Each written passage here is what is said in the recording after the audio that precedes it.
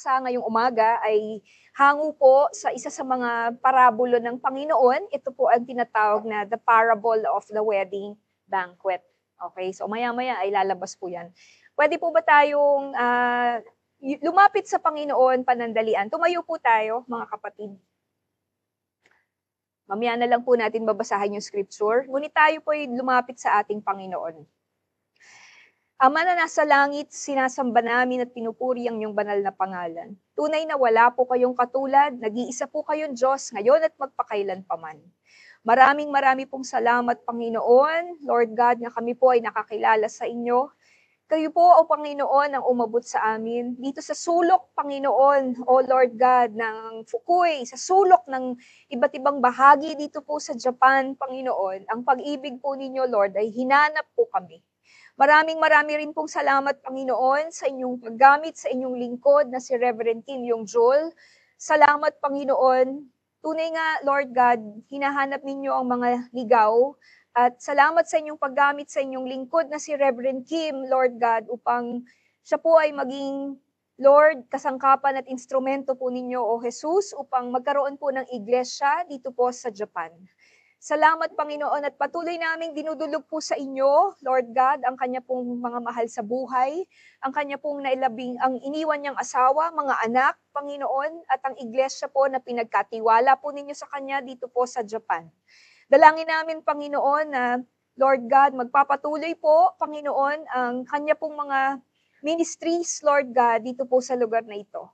At nawa, Panginoon, ay maging pagpapala po kami sa isa't isa. Maraming pong salamat, Panginoon, sa mga kapatiran po namin na naririto ngayong umaga, Panginoon, dito po sa amin pong pagdiriwang ng ika-22 anibersaryo po ng church po ninyo, Lord, dito po sa Fukui. Lord God, ang iba po sa amin ay nagmula pa po sa ibang mga lugar at salamat sa inyong pag-iingat. Salamat, Panginoon, sa proteksyon upang kami po ay makapagdiwang ng sama-sama at makapagpasalamat at magluwalhati sa inyong pangalan. Salamat din po, Panginoon, sa mga kapatiran po namin, Lord God, na nakikipagdiwang po sa amin ngayong araw na ito. Salamat po, Lord, sa mga taga-Gospel of Grace Baguio, Pangasinan, at saka po sa Dasmariñas, Cavite. Salamat po, Panginoon. Nagpupuri at nagpapasalamat kami. Gamitin niyo po, Panginoon, Lord God, ang inyo pong mga salita upang ang bawat isa ay tunay na mapakain, Panginoon, at mapalakas ng inyo pong mga mensahe. Pinupuri kayo at sinasamba sa dakilang pangalan ni Jesus. Amen at amen.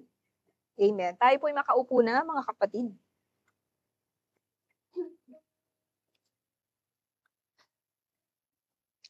Ngayong umaga pong ito, ang atin pong paksa ay kukunin po natin sa talata po ng Matthew chapter 22.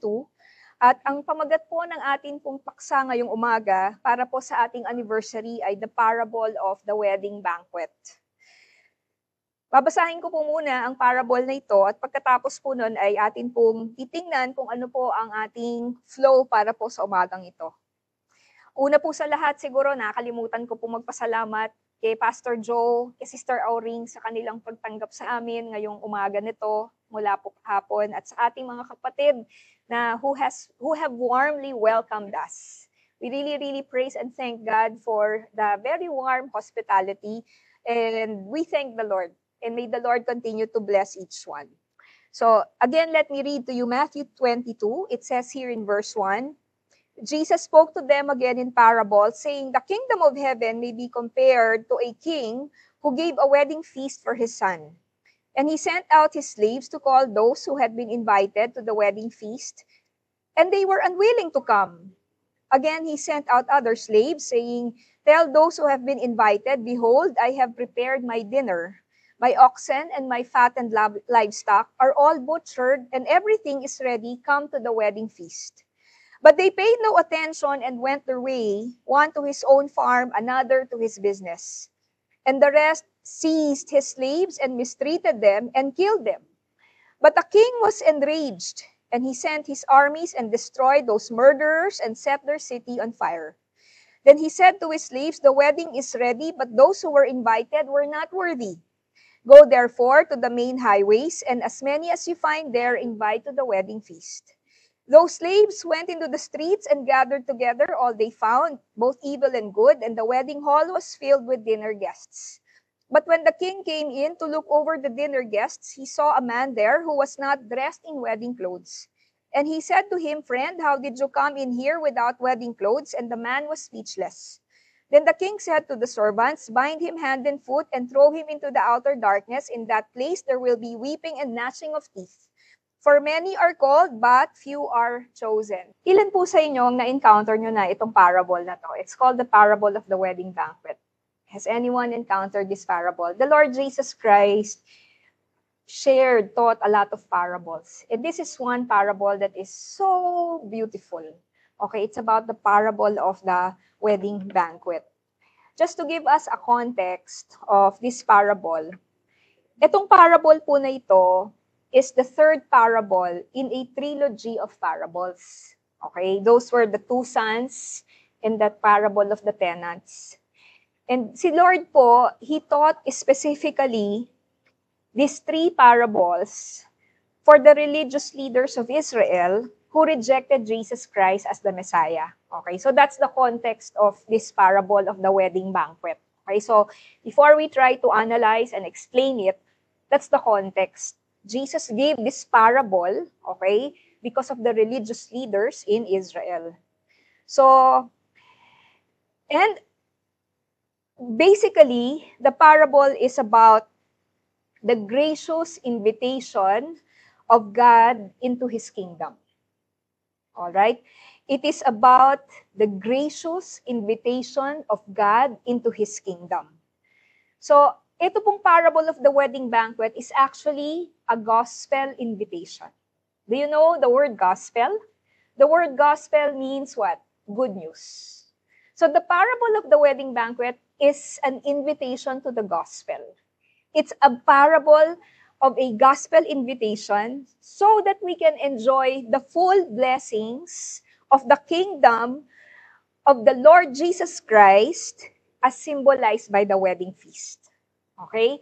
How many of you like attending weddings?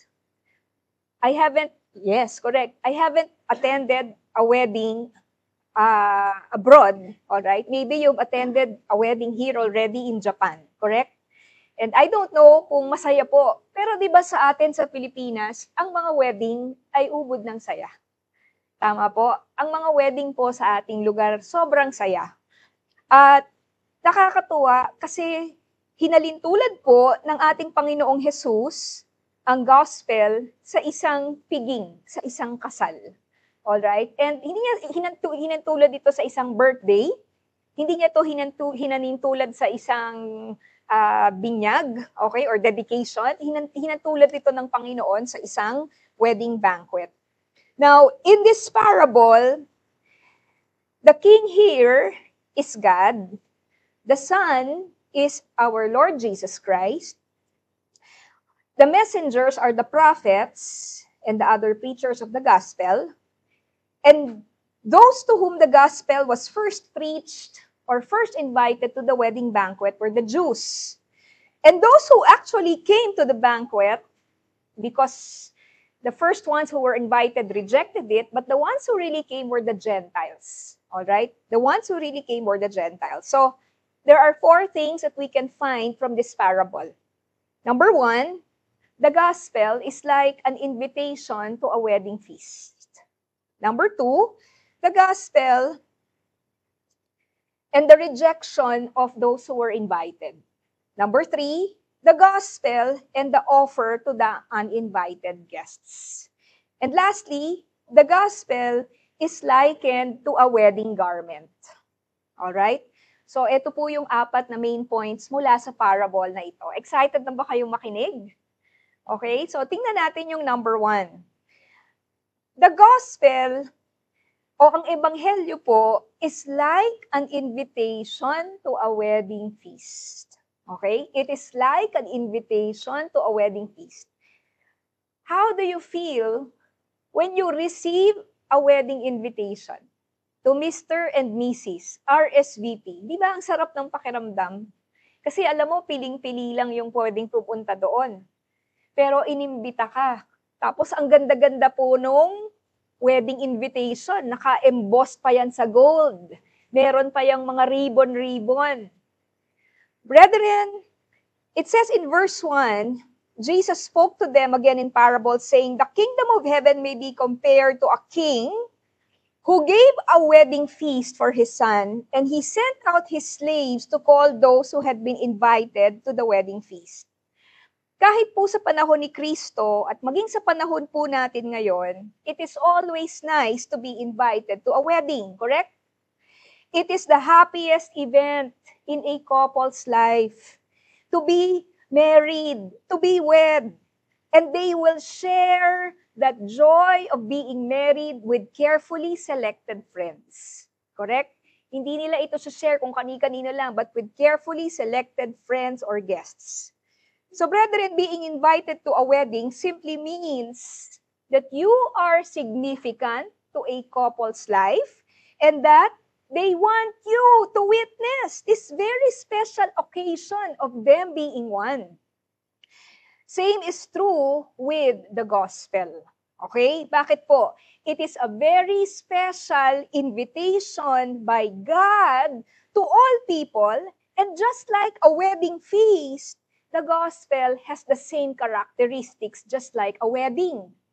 Ano po ang characteristics ng wedding? Let's look at 3 things. Una po, wedding feasts are rich. Number 2, wedding feasts are for free, correct?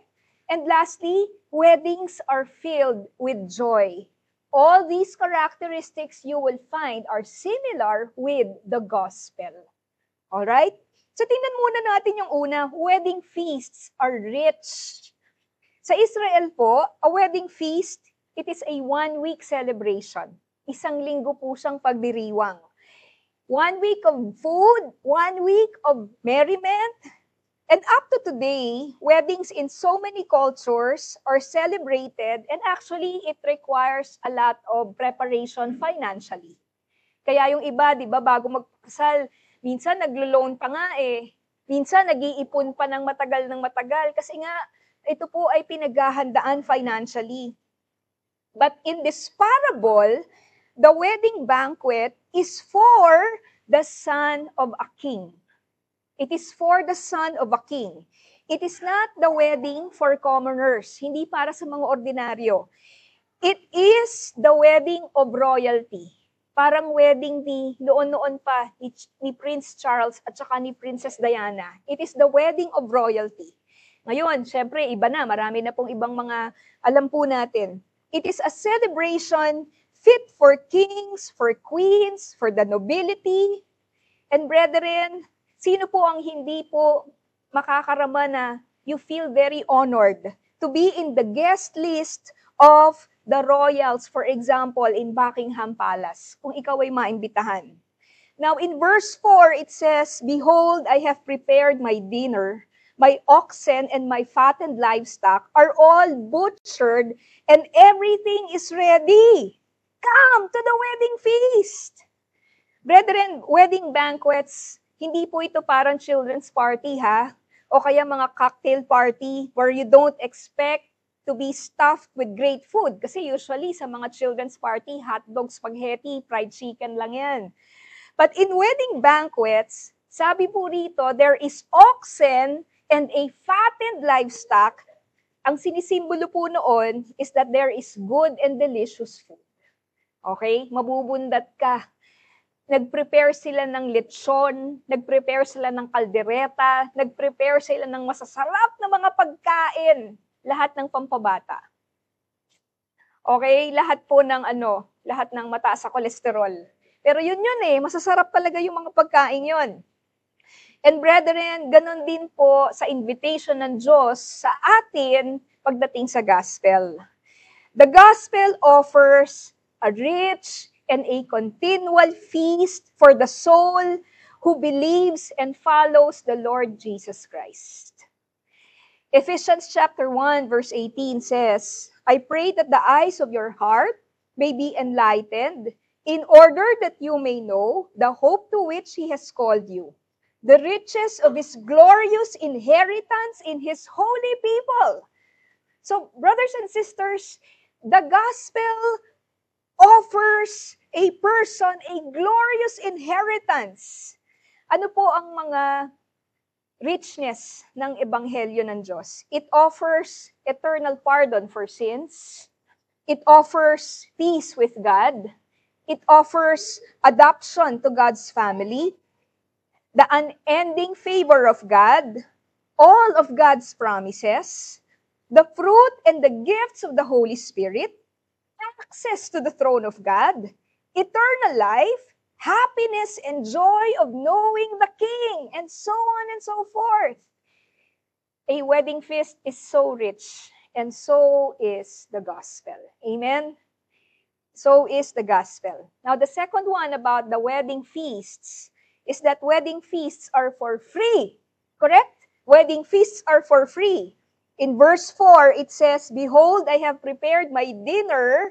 My oxen and my fattened livestock are all butchered, and everything is ready." Everything is ready. Brothers and sisters, wala pong pumunta sa kasalan na ni-require kang magbayad. Okay? Walang pumupunta sa kasalan na ni-require kang magbayad. Lahat po ng nandoon sa kasalan, yung pagkain, yung mga bulaklak sa mesa, yun pong rent para sa venue, yung nagpo-photography, lahat-lahat po yun. Free po yun. Everything is shouldered by the bride and the groom. In fact, today, ang mga wedding po may mga souvenirs pa. Pinakain ka na, may souvenir ka pang uwi. Tama po? No one is expected to pay, which makes a wedding invitation truly special. Of course, out of our token for the couple, we will probably give a gift. All right? But generally, they just want your presence to be there. And brethren, the same thing is with the gospel. The gospel is an invitation to accept God's free gift of salvation for sinners. Amen po? So a wedding feast is for free. And so is the gospel. It is a free gift of salvation for sinners. In Romans chapter 6, verse 23, the Bible says, "For the wages of sin is death, but the free gift of God is eternal life in Christ Jesus our Lord." Brothers and sisters, the gospel is the free gift of God because who paid the cost? The one who paid the cost is the one and only Son of God, the only begotten Son of God, our Lord Jesus Christ, paid the cost. That is why a wedding feast is for free, but that's because the bride and the groom paid for it. The gospel is for free. That's because our beloved Lord Jesus Christ paid for it with His own life. Amen? Now, the third thing about weddings is that weddings are filled with joy. Weddings are filled with joy. Wala pong ibang okasyon sa buhay po ng isang tao can match the joy and the happiness of a wedding banquet. You will find often that the bride and the groom are in tears during the ceremony. But they are in tears because those are tears of joy. Weddings are so full of love. It's so full of emotion. And wala pong uma-attend sa isang kasalan na hindi po kayo natatouch. Hindi kayo namumove. Tama po? Bakit po? Kasi kitang-kita na ang saya-saya ng bride, ang saya-saya ng groom. Lahat ng kasalan, ganun ang characteristic. Masaya. Mas masaya pa po ang kasalan kesa sa anumang klaseng birthday. Tama po?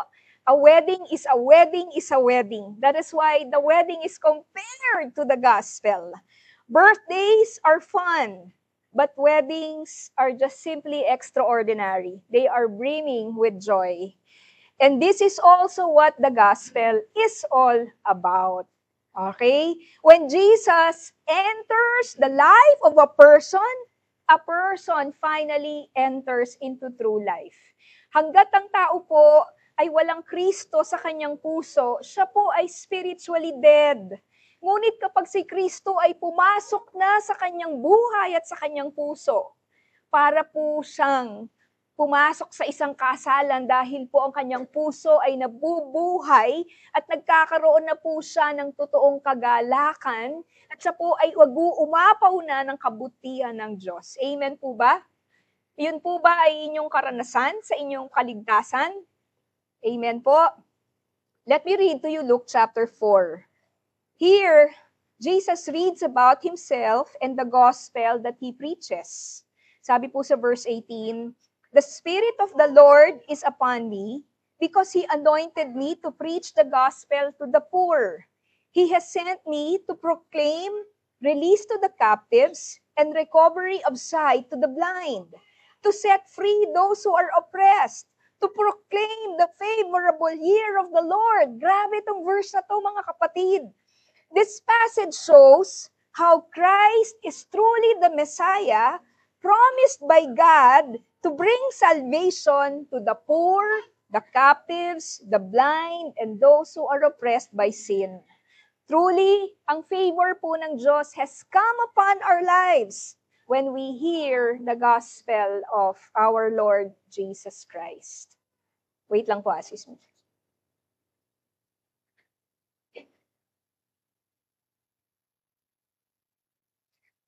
Mahirap po ang pango Bumabagsak yung salamin ko.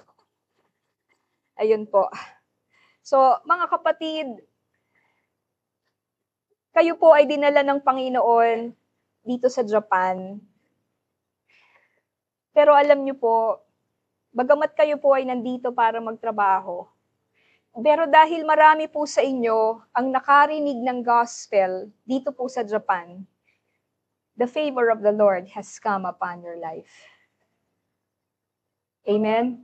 The favor of the Lord has come upon your life.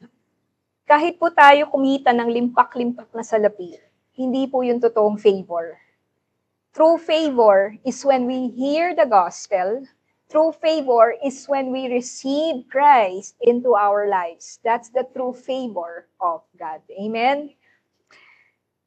Let's go to the next point, the gospel and the rejection of the invited guests. Magtataka po kayo. Sa sobrang ganda ng gospel o sa sobrang privilege maimbita sa isang kasalan. Pero bakit dito sa parable ni Lord? Bakit meron pa ring humindi? Bakit ni-reject pa rin nila yung imbitasyon? According to the parable, the king had a guest list. They had been invited and he sent out his slaves to call these invited persons. But you know what? 2 beses po, they rejected the invitation of the king. Okay? They rejected the invitation of the king. In verse 3, it says, "And they were unwilling to come. The king sent again his slaves to persuade those who belong in the guest list that, behold, dinner has been prepared." Uy, kakain na lang kayo, dudulog na lang. Pero sabi po dun sa verse 5, the invited guests paid no attention and went their way, one to his own farm, another to his business. Alam niyo ba yung word na dedma? Dinedma nila yung imbitasyon ng hari para dun sa kasalan po na ito. Sabi rito, they paid no attention and went their way. Tapos hindi pa tapos. Sabi dun sa verse 6, it says that these people who were invited even went to the extent of seizing the king's slaves, mistreating, and killing them. Okay, ang ibig sabihin po, wow! They even went to the extent na pinatay po nila yung pong mga mensahero, yung pong mga messengers. Who was Jesus referring to with these arrogant and indifferent guests who even mistreated and killed the slaves of their master in spite of the king's great kindness and generosity? Sino ang pinatutukuyan po rito? Dito po, Jesus was referring to the people of Israel. Okay? They arrogantly refused to accept Christ as the Messiah. Alright? So yung immediate context nito, ito ay rejection ng mga Hudyo. Rejection ito ng Israel. Ang tagal-tagal nilang inintay ang pagdating ng kanilang Mesaya, ang pagdating po ni Kristo. Pero alam niyo po, because their expectations of a Messiah was a political leader who would set them free from their bondage to the Roman yoke, yung Roman colonization po, yung Roman oppression, ayaw nilang tanggapin ang Panginoong Hesukristo. Kasi ang ine-expect po nila ay isang political leader. Ang ine-expect po nila ay hindi po Messiah na kapareho ni Christ. They were expecting someone who would throw off the Roman oppression kasi they were under Roman rule. Ang expectations po nila were therefore temporal. They were materialistic and earthly. They were expecting a Messiah who would provide them with material comfort. All right? That is why they didn't like Jesus Christ. They didn't like the Lord because what they wanted was someone who would fulfill their earthly, material, and temporal desires, their fleshly desires. That is why they did not like Jesus Christ. They could not imagine a Messiah who would suffer, who would be crucified for their sins, so that He could reconcile them with God. Hindi po nila yun naiisip. Wala po silang pakialam pagdating po sa eternal things. Wala po silang pakialam pagdating po sa kanilang condition na sila po ay sinful and they need a Savior for their sins. All they wanted was material comfort. All they wanted was political freedom. Now, ang tanong po ngayon mga kapatid is this. Kanina sa number 1 point natin, nakita natin, weddings are rich, they are free, weddings are joyful. But how come people still reject the gospel, which is like a wedding? Why do people pay no attention to the gospel? Alam niyo po, ang sagot po dyan ay nandun sa verse 5. Kasi ang sabi ron sa verse 5, they went their way, one to his own farm, another to his business. Okay? They went their way, one to his own farm, another to his business. Ano po ibig sabihin nito? Etong mga invited na guest list sa original guest list ng hari, ano po? Sila ay busy. Busy sila sa kanilang mga panlupang concerns. Alright? They were busy with their earthly concerns. Mga kapatid, sa totoo lang, hindi naman masama na tayo po ay maging concerned sa ating pambayad ng renta, sa ating mga bills. Wala namang masama ron eh. Gusto nating paaralin yung mga anak natin. Wala namang problema po roon. Yung iba nga po sa inyo, kaya po kayo nandito, nagsasacrifice kayo kasi pinaaral niyo po yung mga mahal niyo sa buhay sa atin pong bansa. Tama po? So, wala pong masama roon. Ang problema po ay kapag yun na po ang naging focus ng atin pong mga puso at wala na po tayong concern pagdating sa kaharian ng Diyos. Pag yun na po ang naging pursuit natin at hindi na po ang righteousness at ang kaharian ng Diyos, magkakaproblema po tayo dahil yung priorities po natin ay hindi na po tama. Kaya po dito, sabi po rito, one to his own farm, another to his business. People are earthly minded. That is why they pay no attention to the gospel. For some people, ang mga bagay po sa pangkasalukuyan at ang mga ino-offer ng mga bagay sa pangkasalukuyan, mas appealing ito kaysa sa mga bagay na pangsawalang hanggan. Naintindihan po natin? The things of this present world are more appealing than eternal things. Mas matimbang pa rin ang buhay na panlupa kaysa sa buhay na panlangit. People today are busy with their farms, quote-unquote. They are busy with their businesses, quote-unquote. In other words, wala pong urgency to take the things of God seriously. Amen po? There is no urgency to take the things of God seriously. Mga kapatid, hindi po pwedeng ganoon. Kasi po, ang buhay natin dito, saglit na saglit po lamang talaga. Alright? Kanina nga pong umaga, I saw an announcement on Facebook that a certain pastor who's very, very well known died at the age of 56 years old. Sabi lang doon, there was an emergency medical incident that happened and he passed away. And halos kaedad lang yun ni Pastor M eh. He is 56. Alam niyo po yun, and this pastor na sinasabi ko sa inyo, namatay at 56. So, we cannot really tell how short or how long our lives are going to be. That is why we should not lose the right perspective. Okay, we should not lose the right perspective. Now, let's go to the third one. Ito po, napakaganda. The gospel and the offer to the uninvited guests. Okay? The gospel and the offer to the uninvited guests. In verse 8, it says, Then he said to his slaves, The wedding is ready, but those who were invited were not worthy. Go therefore to the main highways, and as many as you find there, invite to the wedding feast.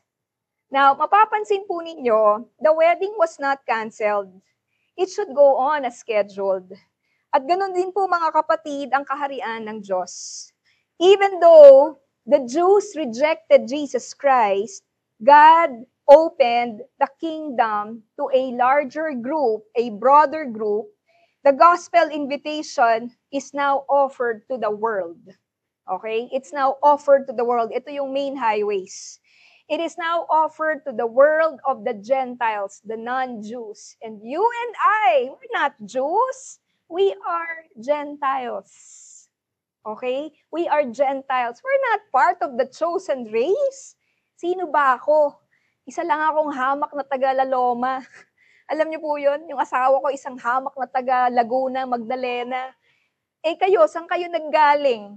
Diba? Alam ba ng tao kung taga saan kayo? Yun po tayo. But the gospel was offered to the corners of the world. Sabi po rin sa verse 10, Those slaves went out into the streets and gathered together all they found. Ano sabi? Both evil and good.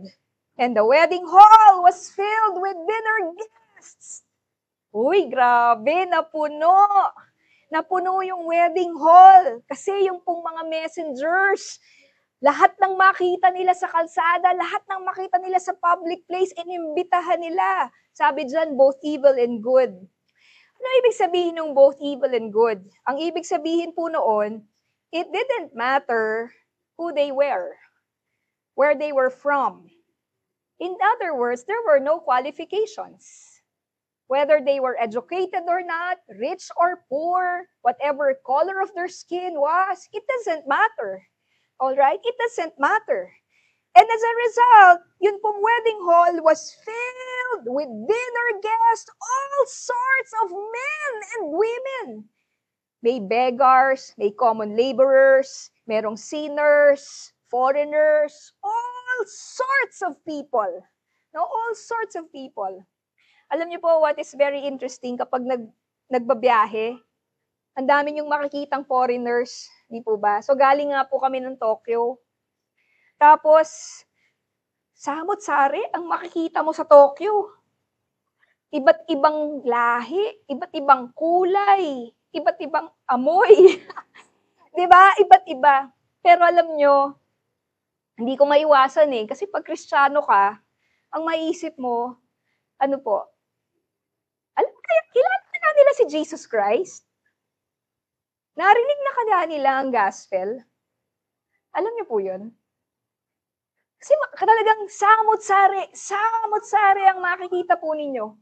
At maiisip mo parate, do these people know the Lord? Have they heard the gospel? Have they heard the gospel? That's why, brothers and sisters, you have a privilege.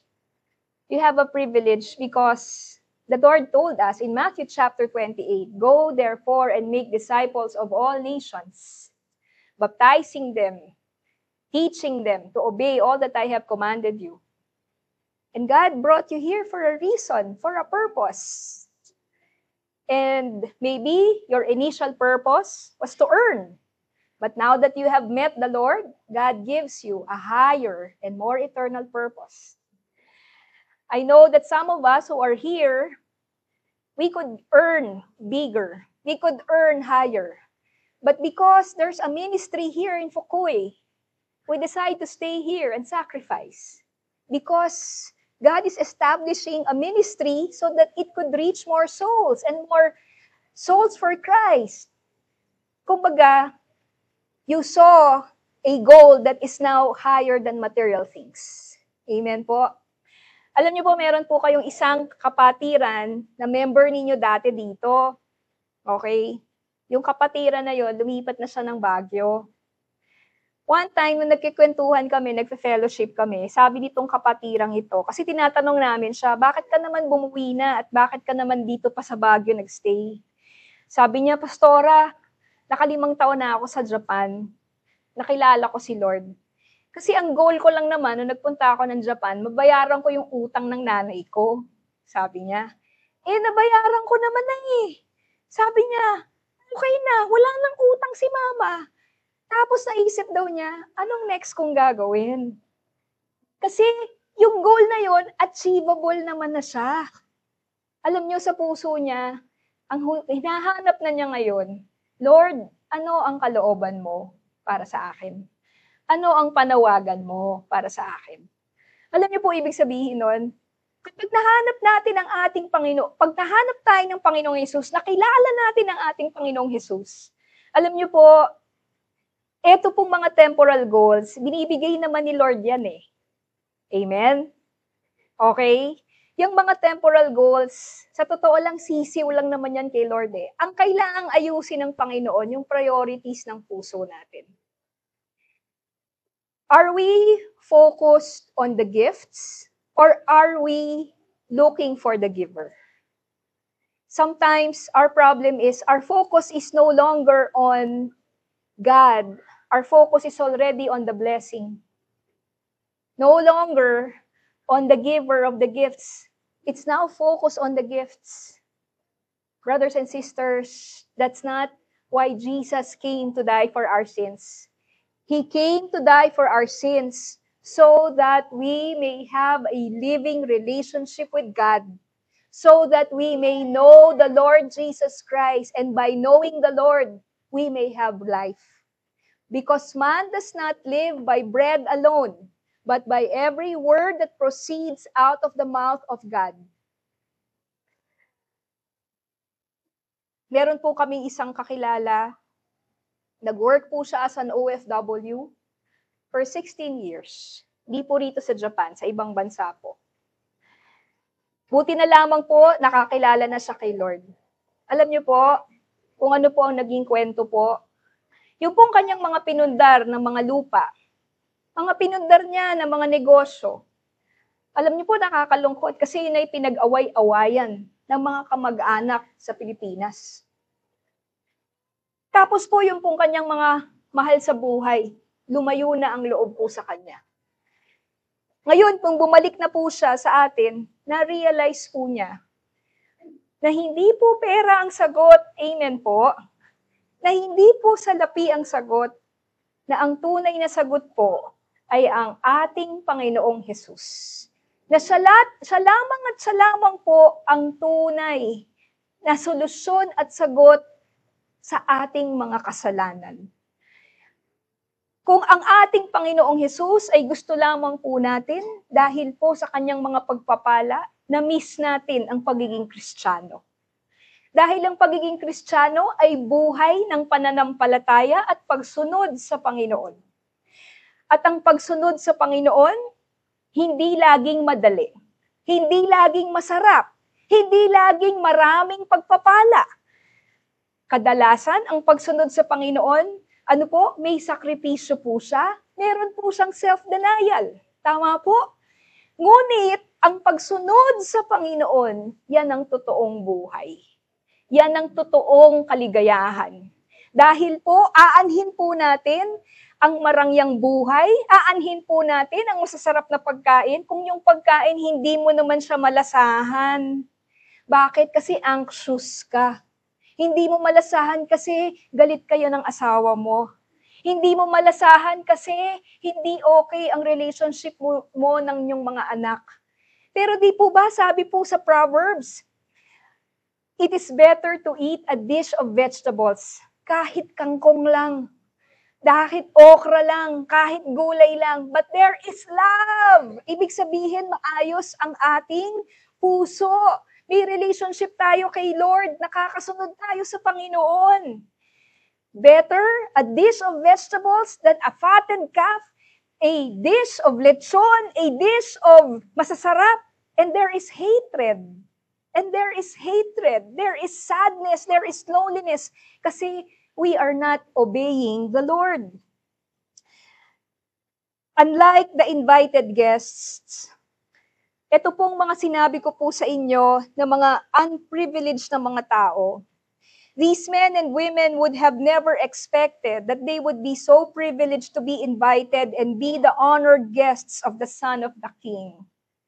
Imagine their awe, their thankfulness to be invited to the King's son's wedding when they are not at all important. They do not belong to the nobility. They were certainly least worthy. Brothers and sisters, sino po ba sa inyo rito ang merong mga apelidong dekalembang? Wala naman, di ba? Meron ba dito mga dekalembang na mga apelido? Pero mga kapatid, inimbitahan tayo ng Diyos sa wedding feast. Inimbitahan tayo ng Panginoon na makakilala po sa kanyang anak na si Kristo Jesus. Amen? We are so privileged because here we are listening to God's Word, feasting on the Scriptures, hearing about the love of God, hearing about the gospel. God opened our ears. He opened our eyes. Others are blind to the gospel. Others cannot hear the gospel. But you can hear the voice of God. Amen? You can hear the voice of God in your heart, and that's the grace of the Lord. That's the grace of the Lord na naririnig mo ang banal na spirito nangungusap sa puso mo. Huwag kang magagalit sa pastor kapag feeling mo, ako ata kinakausap dito. No? Pinapatamaan na ata ako nung pastor. Hindi, kapatid. Si Lord yan. Love ka kasi ni Lord. Inaabot ka niya. Amen? Hindi alam ng pastor lahat ng pinagdadaanan po ninyo. Pero kapag ang Panginoon ay nangungusap, that's the Lord inviting you to the wedding banquet. Amen? That's the Lord inviting you to the kingdom of God. That's the Lord inviting you with a gospel invitation. Say yes to the Lord. Amen? Say yes to the Lord. And finally, the gospel is likened to a wedding garment. Ito na po yung last point natin. Sabi po rito sa verse 14, but when the king came in to look over the dinner guests, he saw a man there who was not dressed in wedding clothes. And he said to him, friend, how did you come in here without wedding clothes? And it says, and the man was speechless. All right? And the man was speechless. It says here, na yung hari daw po came in to look over. Ano po? To look over the dinner guests. He was happy to welcome all who came, regardless of their background. But someone caught the king's attention because someone was not clothed properly. Okay? Wala naman sa hari both evil and good, nakasama nga Pero bakit merong isa na hindi nakadamit ng pangkasal? Nakadamit ng maayos. A man was still wearing the old and filthy clothing that he used outside. Why? Maybe he thought his clothes were good enough and refused the wedding clothes provided by the king. So the king's question to the man was, how was he able to come into the wedding feast without the wedding clothes? And the Bible says the man was speechless, hindi makasagot yung tao. Ano po ang ibig sabihin ng portion na yon? Okay? Ang ibig sabihin po nito ay ito. While the invitation of the gospel is offered to everybody, okay?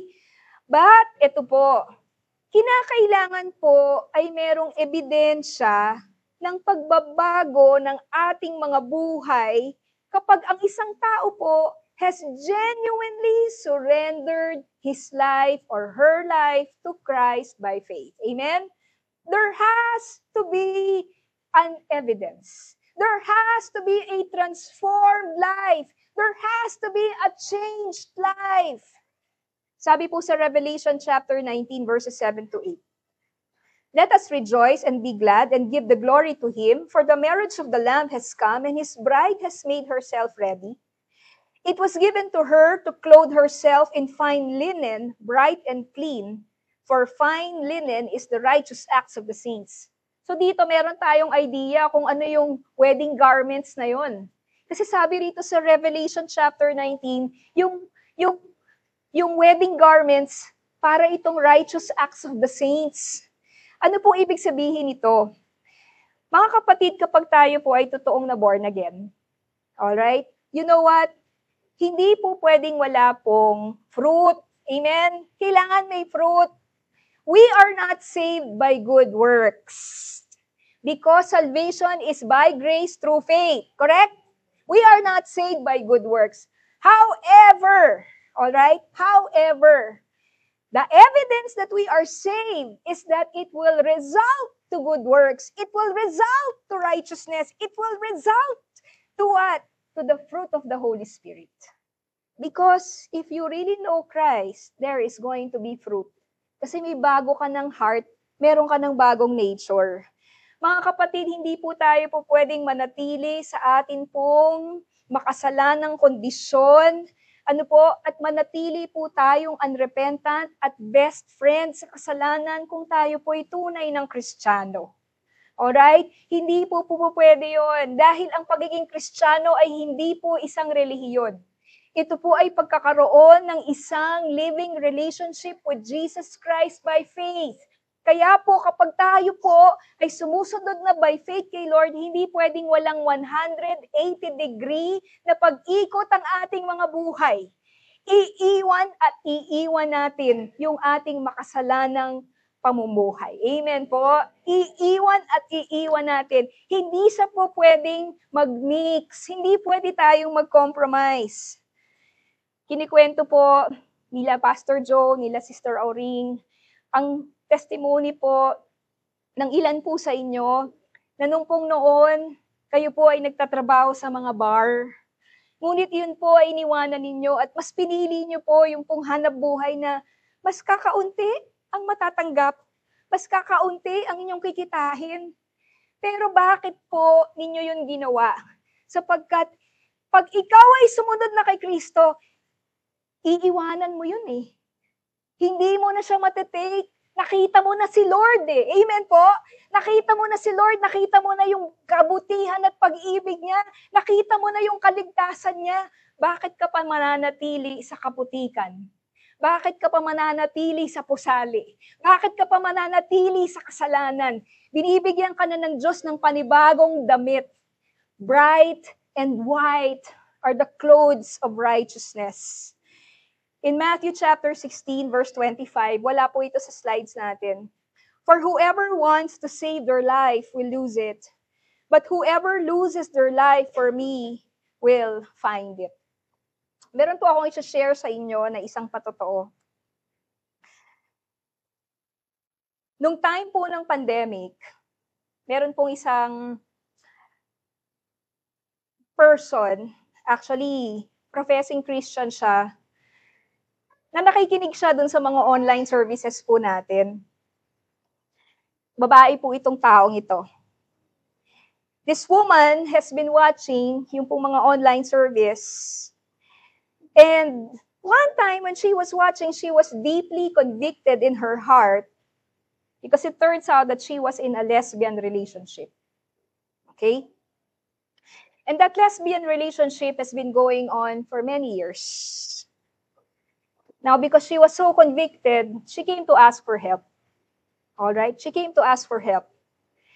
And while it was not an overnight transformation, the Lord gave her the grace that she needed to make concrete steps towards, righteousness, towards holiness. Eto po. The first thing that she did was, kasi nagsasama nga sila ng partner niya eh.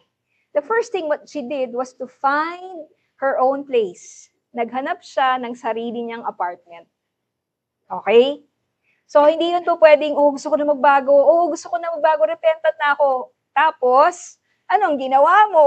Hindi po pwedeng walang action.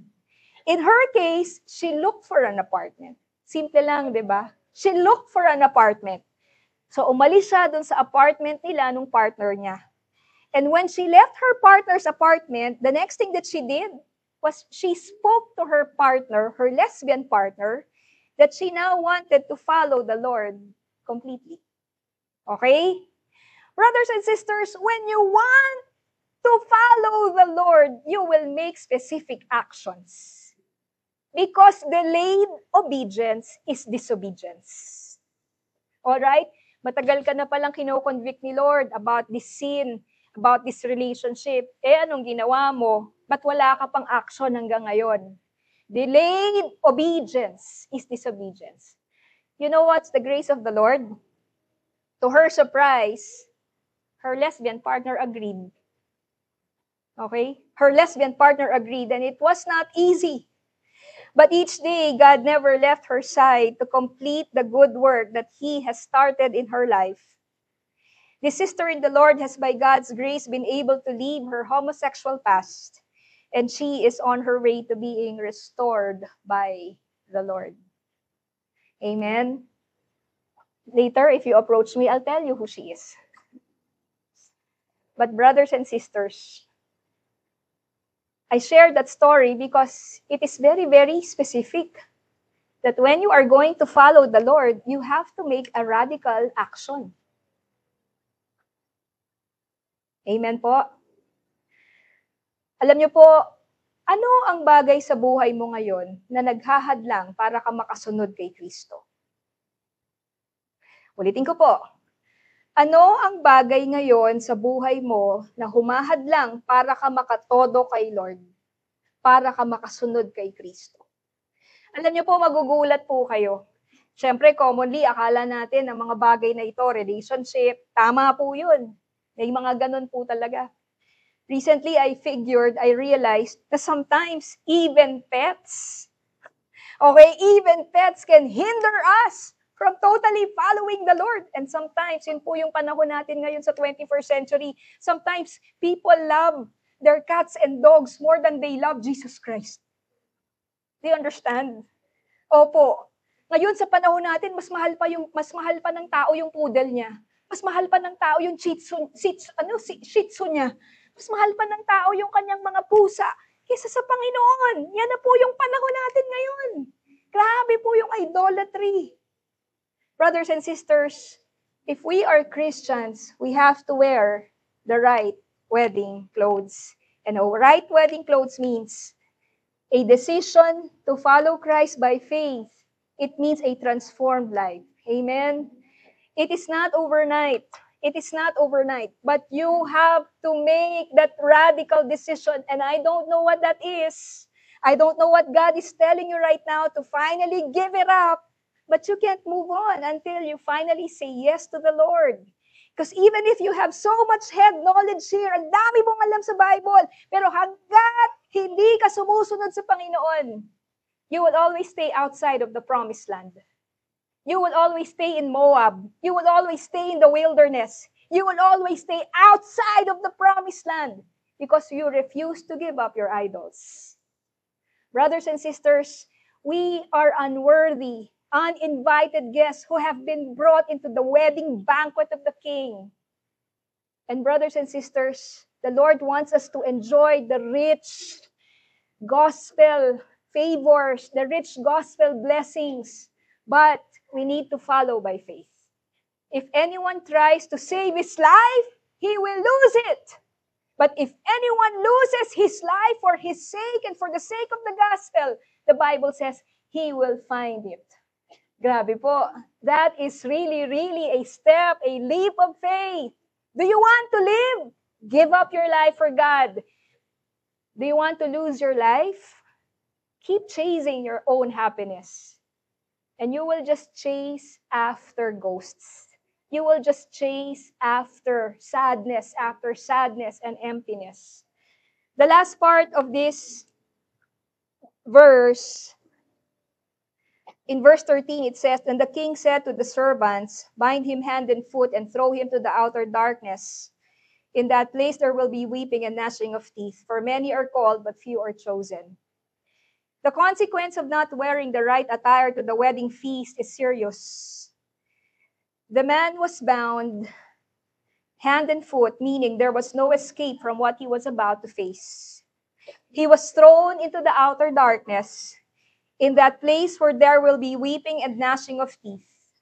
Jesus here was describing hell. It is a place of great darkness, a place of weeping, referring to emotional agony, and a place where there will be gnashing of teeth, meaning there will be great physical agony. The Bible says that in this parable, the man wrongly presumed that he could enjoy the wedding without being properly attired to honor the king and his son. And brethren, there are many professing Christians today, but we cannot mock God and say that we are saved and still be friends with sin. If we are friends with sin, then we are still enemies with God. And the outcome of that would be eternal damnation, because we cannot mock God. In verse 14, it says, "For many are called, but few are chosen." Ang ibig sabihin po nito, many are called, but only few truly respond to the gospel invitation. Many hear, but there is no interest. Many hear and profess they're Christians, but still, only a few become disciples of Jesus Christ. So as we conclude our message today, in John 1:12, the Bible says, "But as many as received him, to them he gave the right to become children of God." Amen? Even to those who believe in his name. Do you want to be a child of God? We all want to be children of God. But brothers and sisters, it means we need to count the cost. We need to count the cost. But counting the cost means to count the cost by faith. Lord, I'm going to trust you moment by moment, day by day. I don't know the consequence, the results of following you, pero ito po, meron bang napasama dahil sumunod sa Diyos? Meron bang napasama dahil sinunod ang kalooban ng Diyos? Wala pong napapasama dahil sumusunod sa Panginoon. There is a wedding banquet invitation by God to all of us. The invitation of the gospel grants not just partial, but infinite riches for all eternity. You can receive at once God's free gift of salvation and become a child of God. The gospel invitation will accept no contribution from our own good works, just as a wedding is for free. But the evidence that we have accepted Christ into our lives is that we will be transformed. We will be transformed. We will leave our sinful life, make a break with sin, and pursue the righteous will of God for our lives. Brothers and sisters, you are so precious to the eyes of the Lord. Amen. And how blessed and privileged we are po ni Pastor M to be here with all of you. Amen. Mga kapatid, you are the ones that we will be spending eternity with. We will be a family for now and forevermore. And it's all because of the Lord Jesus Christ.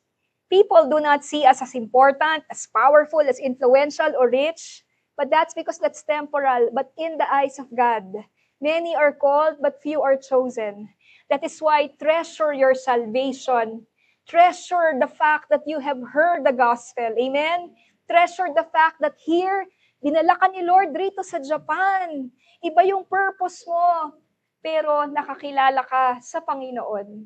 And that means that God is truly seeking the lost. He truly loves you. A blessed, happy 22nd anniversary, the Church in Fukui. God is not yet done.